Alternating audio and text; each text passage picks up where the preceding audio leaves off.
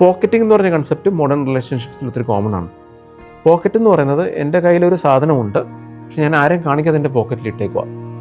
അപ്പം റിലേഷൻഷിപ്പിൽ ഒരു ഐഡിയൽ റിലേഷൻഷിപ്പ് എന്ന് പറയുമ്പോഴേ ഞാനൊരു പാർട്ട്ണറുമായിട്ട് ഇപ്പം ലെറ്റ്സ് ഒരു വ്യക്തിയെ എനിക്ക് ഇഷ്ടപ്പെട്ടു, ആ വ്യക്തി എൻ്റെ ഗേൾ ഫ്രണ്ടോ എൻ്റെ ബോയ് ഫ്രണ്ടോ ആക്കുകയാണെങ്കിൽ ഞാൻ ആ വ്യക്തിയുമായിട്ടൊരു സീരിയസ് കമ്മിറ്റ്മെൻറ്റാണല്ലോ കയറിയിരിക്കുന്നത്.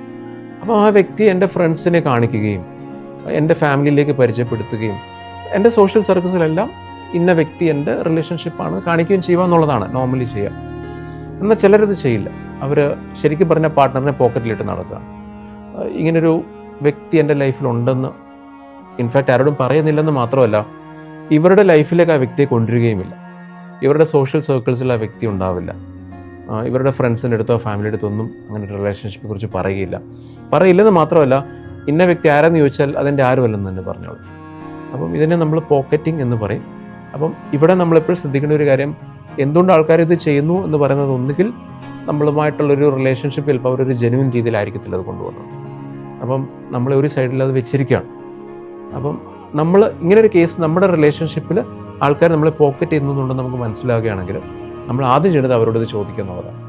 എനിക്ക് മനസ്സിലായി, നിങ്ങൾ ഇതുപോലെ നിങ്ങളുടെ സോഷ്യൽ സർക്കിൾസിലൊന്നും നിങ്ങളെന്നെ പരിചയപ്പെടുത്തുന്നില്ല, നിങ്ങളെന്നെ ഓപ്പണായിട്ട് ലോകത്തിലേക്ക് നിങ്ങളെന്നെ കാണിക്കുന്നില്ല, എന്തുകൊണ്ടാണ് അത് ചെയ്യുന്നത് എന്ന് നമ്മൾ ആ വ്യക്തിയോട് സീരിയസ് ആയിട്ട് നമ്മൾ കമ്മ്യൂണിക്കേറ്റ് ചെയ്യണം.